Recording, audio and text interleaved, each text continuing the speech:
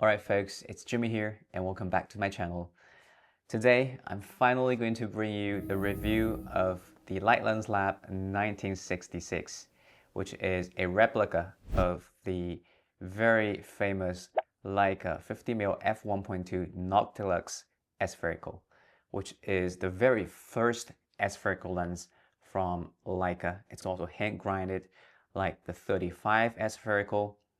Hence, there's very limited quantity that has been produced, an insane price in the secondhand market, which is out of reach for the majority of us. That's why today I'm going to mainly compare this lens with the Leica's own reissued Noctilux f1.2 because I don't have the original f1.2 with me.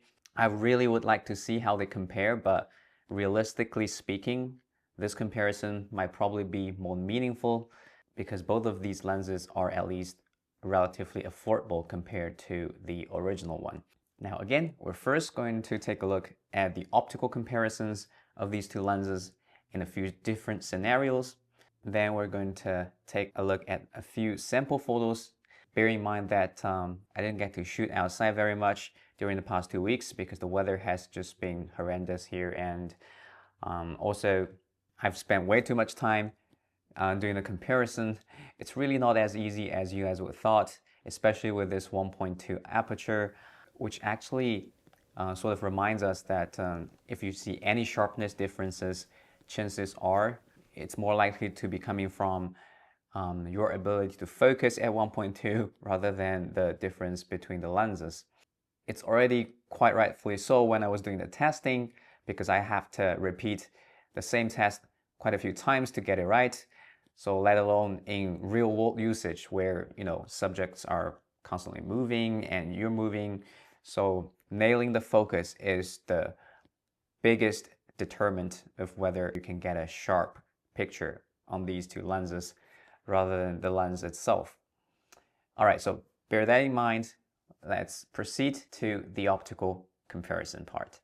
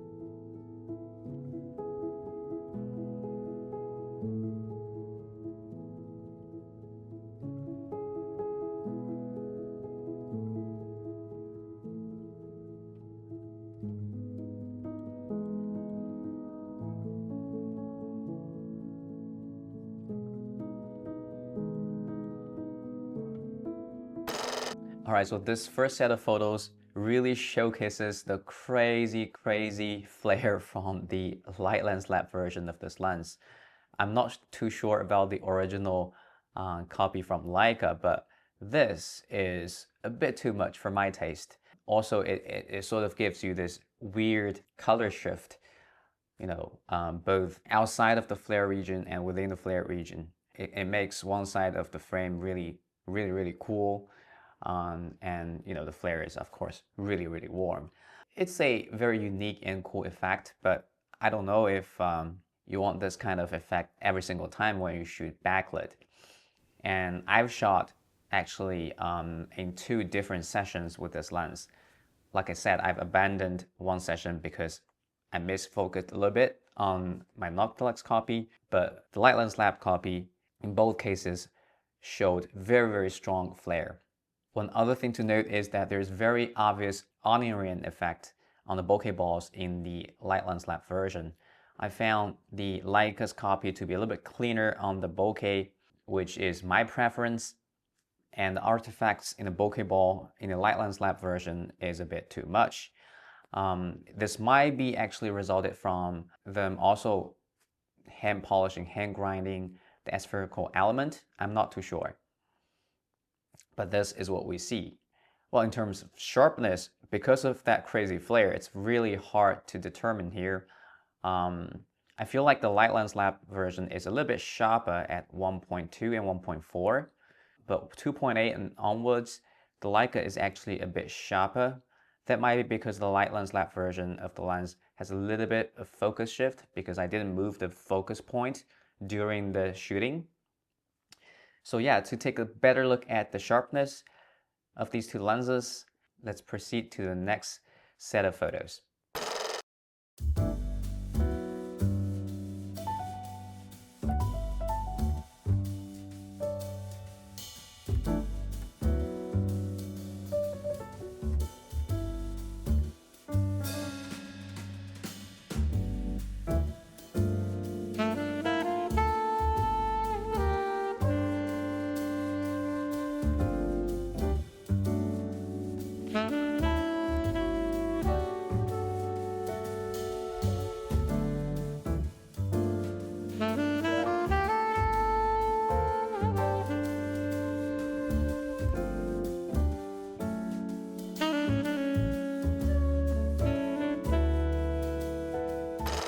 Alright, so while the last set of photos was shot at around 1 meter, this set of photos were shot at a normal portrait distance.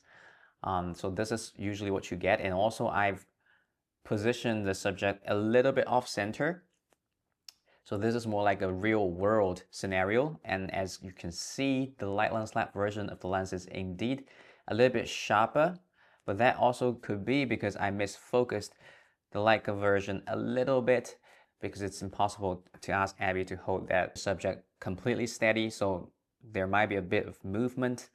In any case, they're very close in sharpness, but I feel the Light Lens Lab version is a little bit sharper. Now you might see different results from other testers, but this is just these two copies, and like I said, nailing the focus is the bigger determinant here. Now in terms of bokeh, we see this continued trend that the Light Lens Lab bokeh has a lot of onion ring, has a bit more artifacts in the bokeh ball, while the Leica version is quite a bit smoother. So yeah, they definitely use different techniques in producing these aspherical elements in the lens. So aside from that, we also see a big color difference. I didn't mention that in the first set of photos because it was largely destroyed by the flare, right? In this set of photos, we can clearly see that the Leica version is quite a bit warmer and there's more magenta tint in it, which doesn't pair very well with the Leica M11, which is the testing camera here. So I would guess the Light Lens Lab version of the lens actually works better with M11, purely on the color side of things. All right, so next up, let's move indoors in more control lighting and take a look at the sharpness and color difference.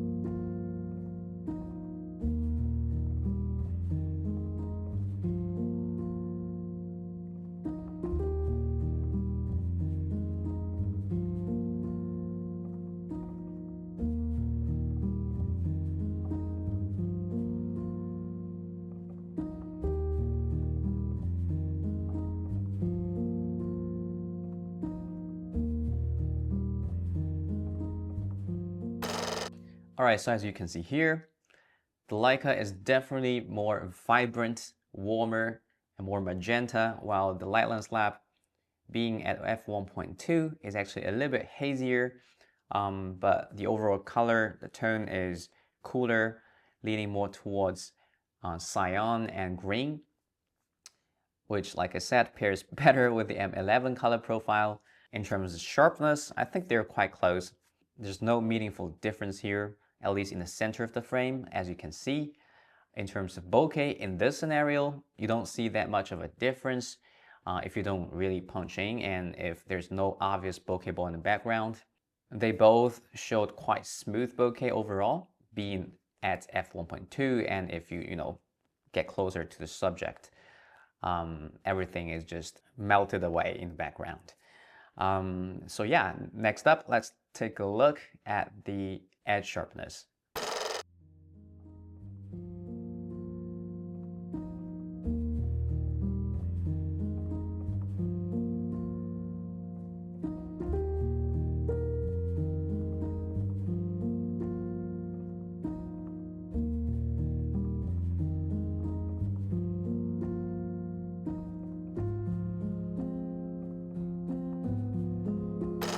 All right, so what do we see here? The color difference persists, and Leica at the edge of the frame is, I would say, a little bit sharper than the light lens lab version, in which case the Leica is already quite usable at f2, while the light lens lab has to stop down to f2.8 to make the edge more usable.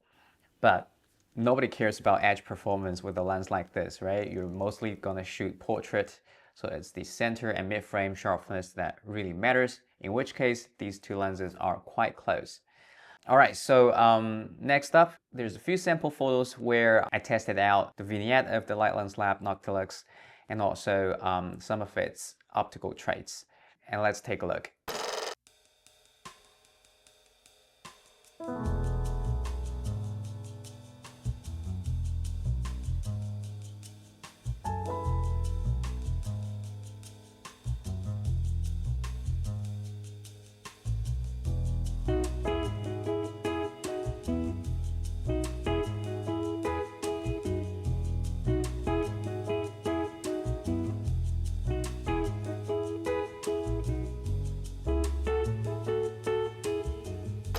So yeah, as you can see from this set of photos, the vignette of this lens is quite obvious, wide open, which is not unlike the Leica version.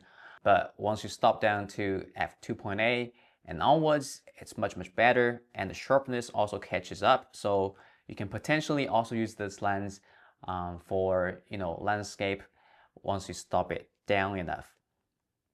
Another trait is this lens really gives you this muted sort of cooler look.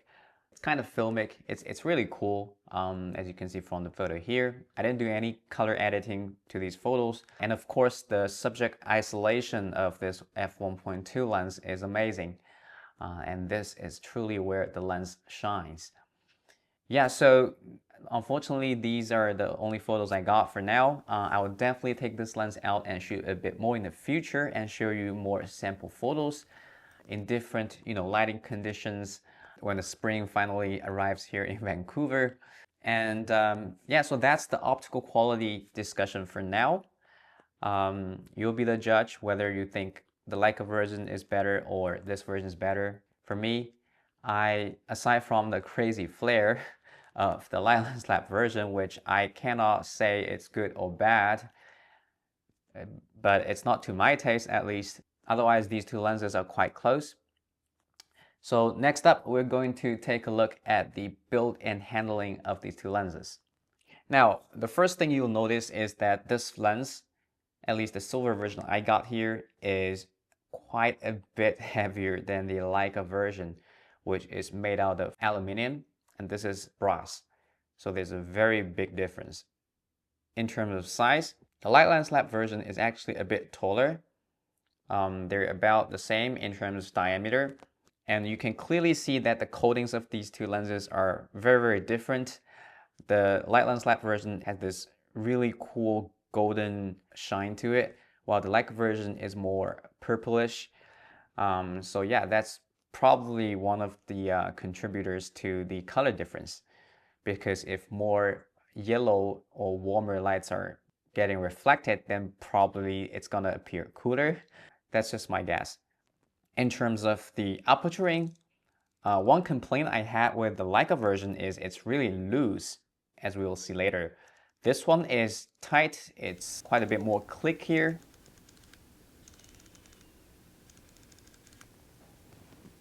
Which I like, but it's also on the rougher side. It's not as smooth. Same goes to the focusing ring.